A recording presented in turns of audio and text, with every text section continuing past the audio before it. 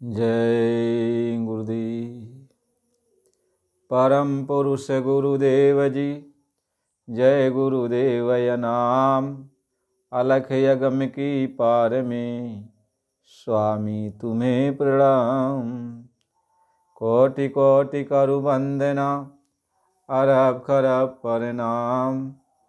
चरण कमल बिसरू नहीं, जय गुरुदेवय नाम। परम पूज्य स्वामी जी महाराज के चरणों में कोट कोट प्रणाम। आप सभी प्रेमी भाई बंधुओं, आप सबको सादर जय गुरुदेव। देखो, महापुरुषों से लोग तरह तरह के प्रश्न पूछते हैं, अपनी जिज्ञासा पूछकर वो शांत करते हैं और महापुरुष भी उनके प्रश्नों का जवाब देते हैं। ऐसे ही बाबा जी से एक सत्संगी ने प्रश्न किया। कहा, बाबा जी, जब हम सब लोग पूरे परिवार, यानी हमारा जो पूरा परिवार है, आपसे नामदान ले चुका है, पूरा परिवार आपसे नामदान ले चुका है और हमारे पिताजी अब इस दुनिया में नहीं है। हमारे पिताजी जब इस दुनिया को छोड़ चुके, उसके बाद हम सभी पूरे परिवार बाबा जी आपसे नामदान लिए हैं। तो उस समय जब बाबा जी हमारे पिताजी सही छोड़ दिए, तो उसमें वो भी नामदान नहीं लिए थे। तो आपसे हम ये जानना चाहते हैं बाबा जी, हम लोग आपसे नामदान ले लिए हैं, तो क्या इसका फल हमारे पिताजी को मिलेगा? बाबा जी ने कहा कि बेटा, यह तुम्हारे पिताजी सत्संग में आते रहें, बाबा जी का सत्संग हो रहा था, यदि वो आए और बाबा जी की दृष्टि उन पर पड़ी तो उनको तो मनुष्य शरीर दिला दिया जाएगा, मनुष्य शरीर वो पा जाएंगे, इसमें कोई शंका नहीं है।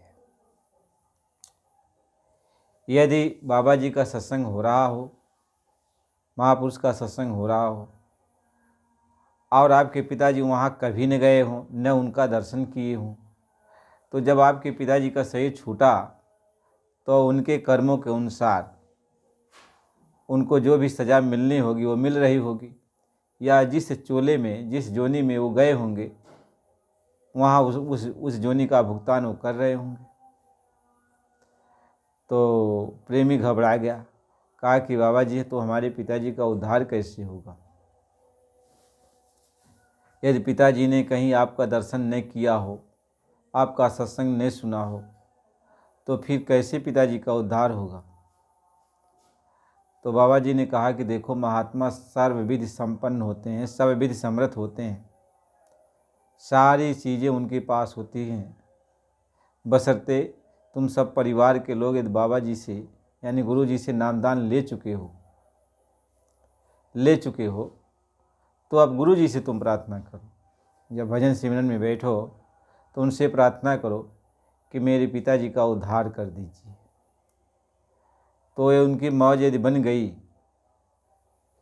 गुरु की मौज बन जाती है, तो तुम्हारे पिताजी किसी भी जोनी में रहे हों, कहीं पर भी हों, तो वहाँ से वो उसका भुगतान करा करके और उसको मानो शरीर दिला देंगे और फिर उसको आगे चलकर नामदान मिल जाएगा, वो भी सत्संगी मिल जाएगा।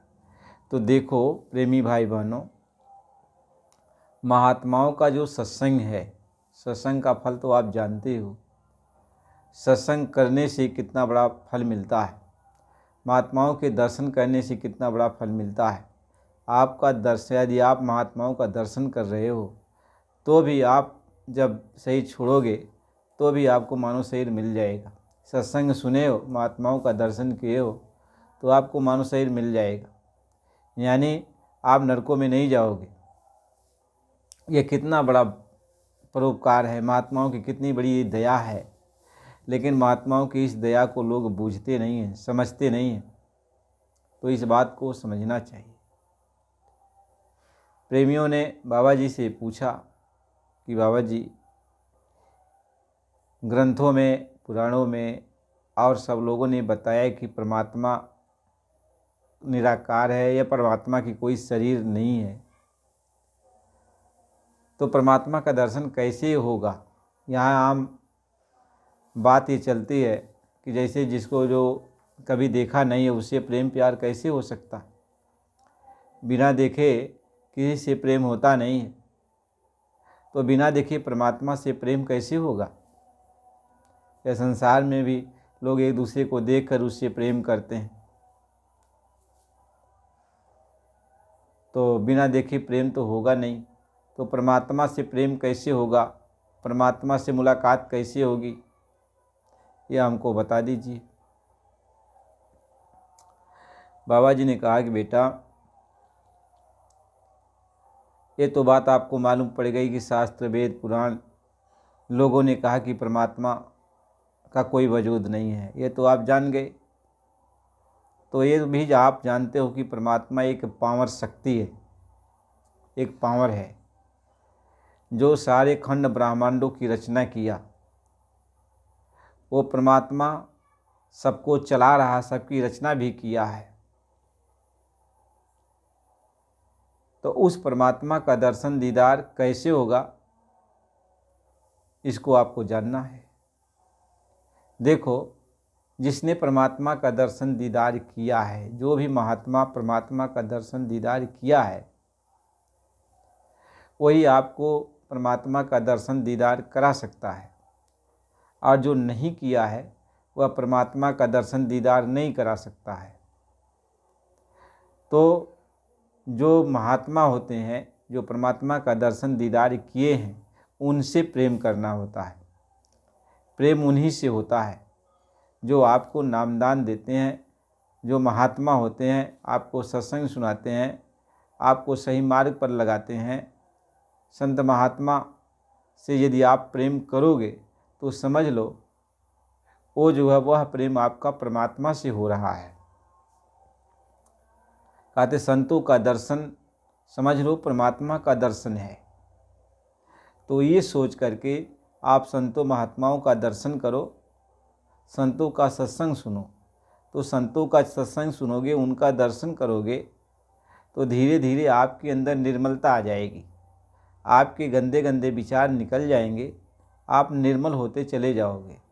और जब निर्मलता आ जाएगी तो वही गुरु का जो आप दर्शन कर रहे हो, तो आपके अंदर गुरु के प्रति प्रेम उत्पन्न होगा, दया आएगी कि गुरु कितना परिश्रम कर रहे हैं लोगों के लिए, जीवात्मा के कल्याण के लिए।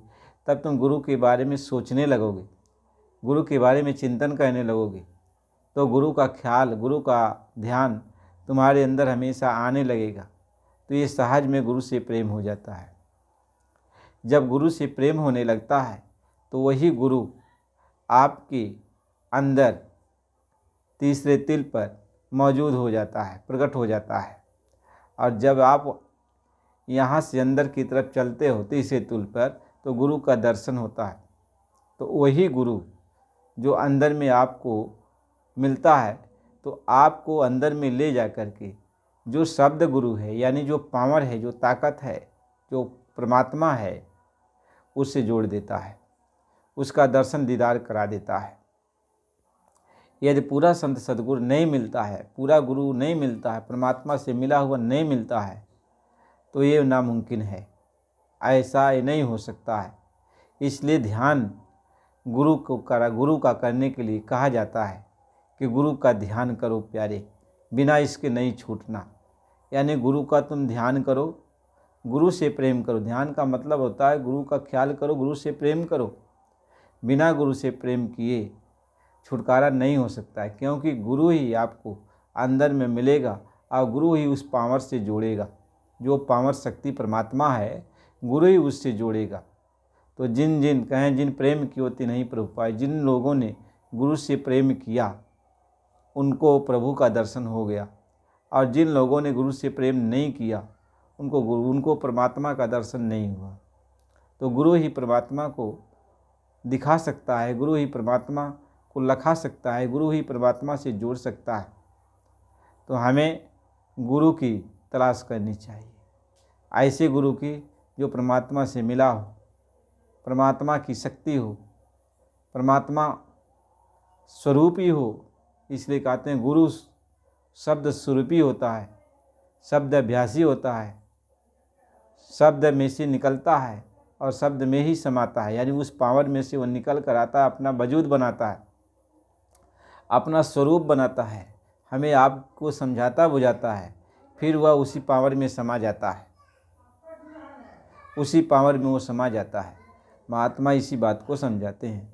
इसलिए बाबा जी ने कहा बच्चा गुरु का प्यार करो, यानी गुरु जो आपको सामने दिखाई पड़ता है, जिसने आपको रास्ता दिया है, गुरु वो परमात्मा स्वरूप है। गुरु के स्वरूप से प्यार करो, मोहब्बत करो, जो आपको जो है उस परमात्मा का दर्शन दीदार करा देगा। इसीलिए परमात्मा को किसी ने देखा नहीं है, तो देखा है तो गुरु को ही देखा है। इसलिए गुरु से प्यार होगा, गुरु से प्रेम होगा, गुरु का ध्यान होगा, तो समझ लो परमात्मा का ध्यान हो जाएगा, तब परमात्मा से प्रेम हो जाएगा, क्योंकि गुरु का प्रेम परमात्मा के पास पहुंचा देता है। इसलिए जिन जिन लोगों ने गुरु से प्रेम किया, गुरु के लिए तड़पा, गुरु को अपना बनाया, वो परमात्मा से मिल गए। और जिन्होंने गुरु को किनारे कर दिया और अपने बलबूते परमात्मा से मिलना चाहा, तो कभी आज तक वो कोई परमात्मा से मिल नहीं पाया।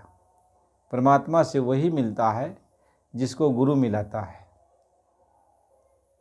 इसलिए कहते गुरु सोई जो शब्द सनेही और शब्द बिना दूसर ना सही, शब्द कमाए सो गुर पूरा, उन चरणन की हो जा धूरा। यानी इस गुरु वही जो शब्द का स्नेही है, यानी जो उस पावर से निकला, उस ताकत से निकला, उस शक्ति से निकला है, उसी में से वो निकल कर आया, हमको आपको समझा रहा है, और वह उसी में समाएगा।